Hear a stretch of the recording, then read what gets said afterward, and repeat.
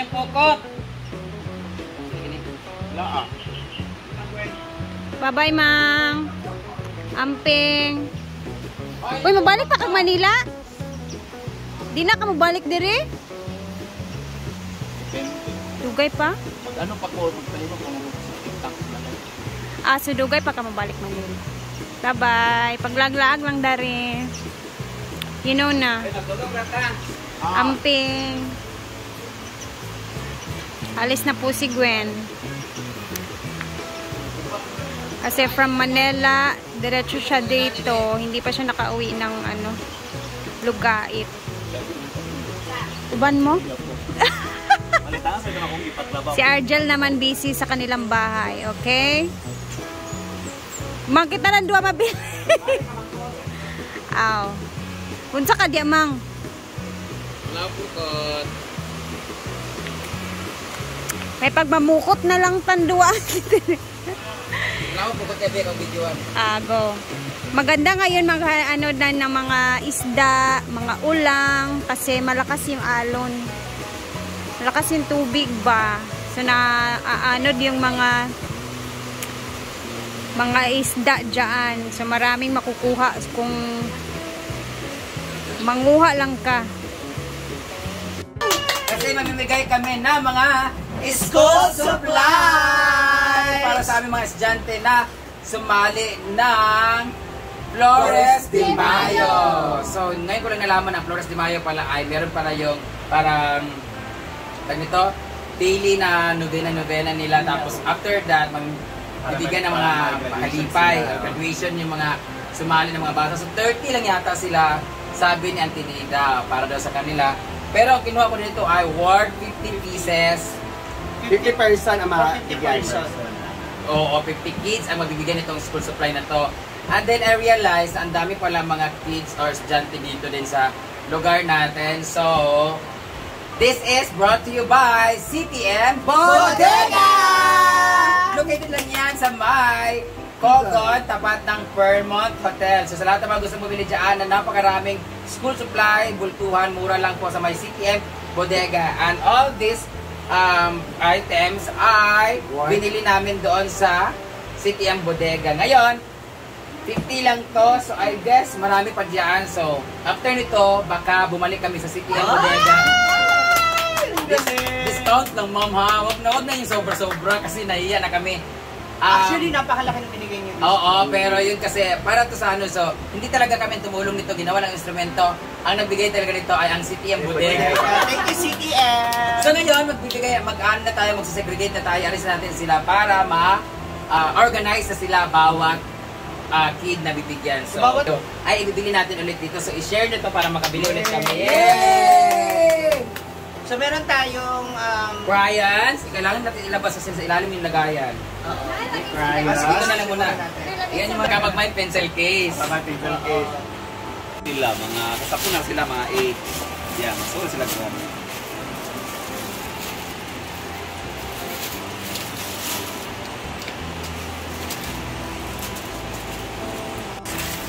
$50 lang pala to, marami pa pala sila. So, ulikta pa kami doon sa CTM Bodega. Mag-solicit na naman tayo. Tayo naman na magsusolicit. Mag-solicit tayo. Tayo naman mag-solicit. Tayo naman mag-solicit. Kasi naman talaga ang buhay. Paano cycle. Go. Ayan po ang kanila mga parang bag. Ayan.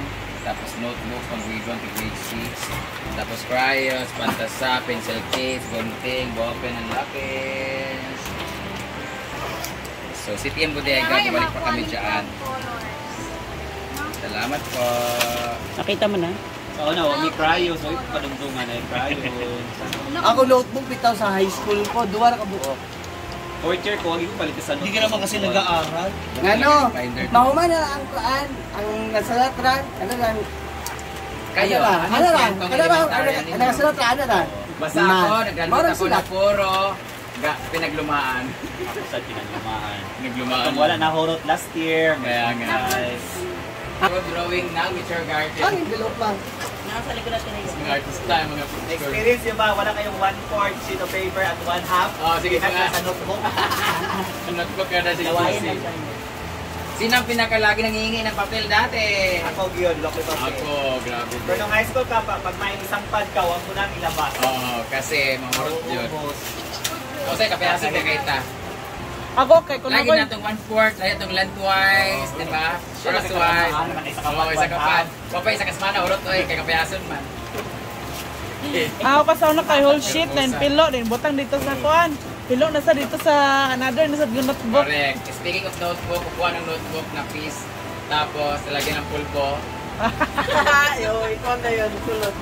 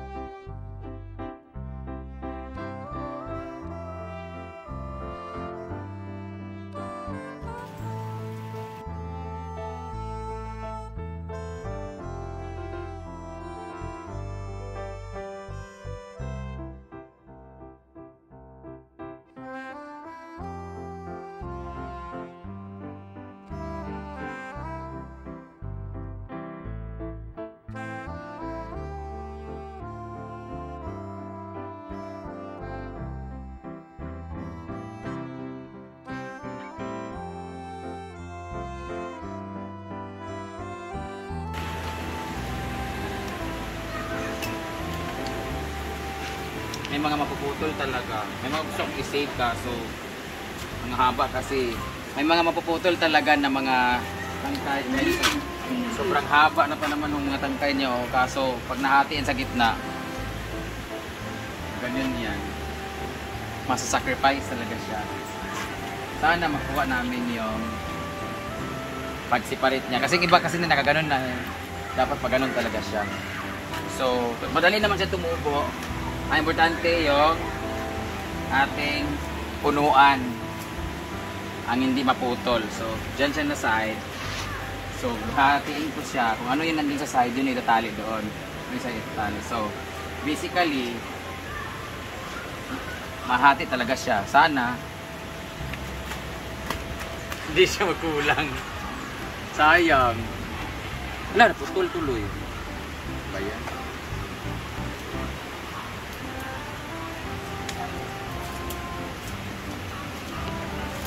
The more na mas maraming bulaklak.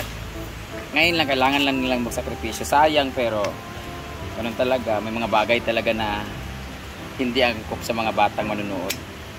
Huh? Pati yung mga solars, kailangan na nilang tanggalin. Yung mga putol na rin. Na? Ano na lang ba? Yung mga, ang pwede, birasa rin yung kinang pwede birahol kapatlo na napo ang mga dili kaya. Lambot isa ka sa nga Japan di ba? Oo. Yan dyan, unahin na dyan. Kailangan kasi yung putulin talaga. Ito ang hindi kailangan maputol kasi maganda pong halaman na to. Balik ko dyan sa gitna. Maglambot na tayo.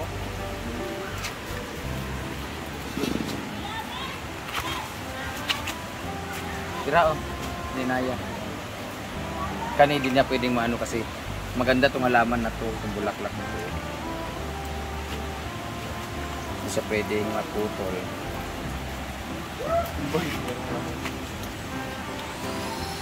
Lino ako.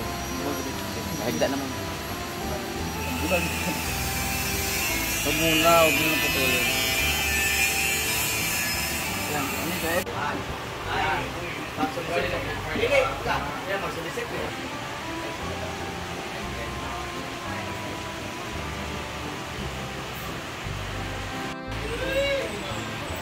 Yung toppings.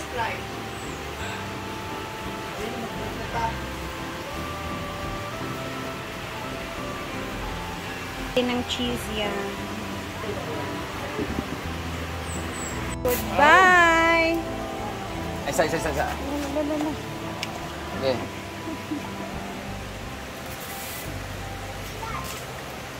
Down. Ang ganda kaya ng yellow bell na tanim. Ang bigat na pala neto eh. Ay, naog na ni nato. Bakal lang sa pagtanggal. Nainaya lang og bira ang bakal. Kubik. Ay! Yawa ka niya. Sakto na! Wala naman, sakto naman. Layog pa more. Napay isa daan ni Gio, kanyang gawira.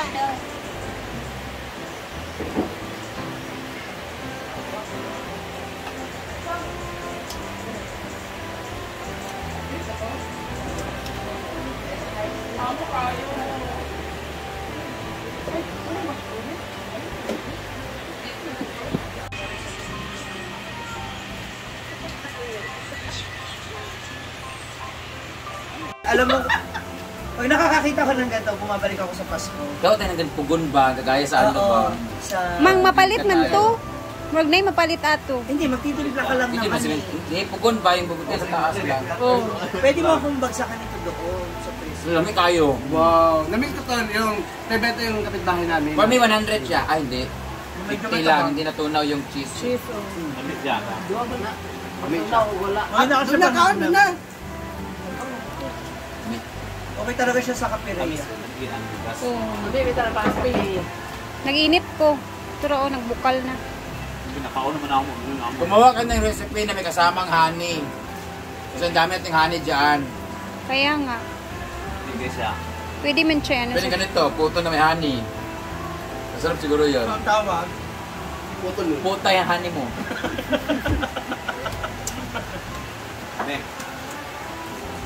Paspasan na yun kayo, magsugal naman. Naman na.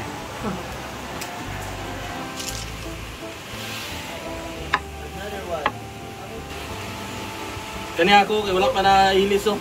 Wala na tunaw yung kwan.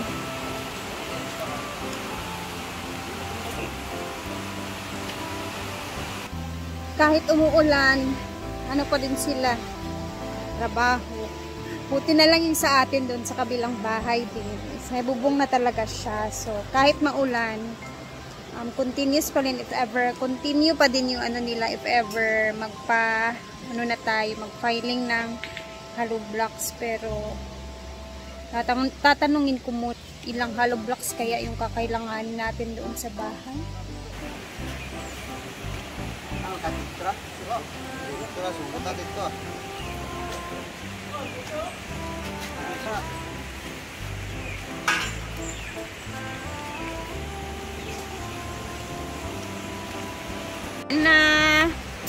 Nakasabit na. Parang maluwag-luwag na din ang daan ni Madam kasi para na siyang mahaba na siya ba. Sada. Ito naman sa kabila. So, pag ito lumago na lang lumago, ayan, syempre matatabunan na yung dyan banda, dito banda. So, meron na siyang parang hallway. Busy talaga siya. So, ito na. At parang uulan na naman. Ako yung uuna na talaga, ma'am. Bye-bye. So ako'y mauuna na kasi parang uulan na naman, no? Kahapon umulan, napakalakas ng ulan, yung tubig sa ilog, napakalakas. So tara, let's go. May nasabi. Nangunguha ng sili. Unlimited sili kasi dito kina Brenda. So bukas ulit, no? Thank you for always watching. Medyo mahaba-haba yung ating video ngayong araw. So, love everyone. Ingat po tayong lahat. And God bless. Keep safe.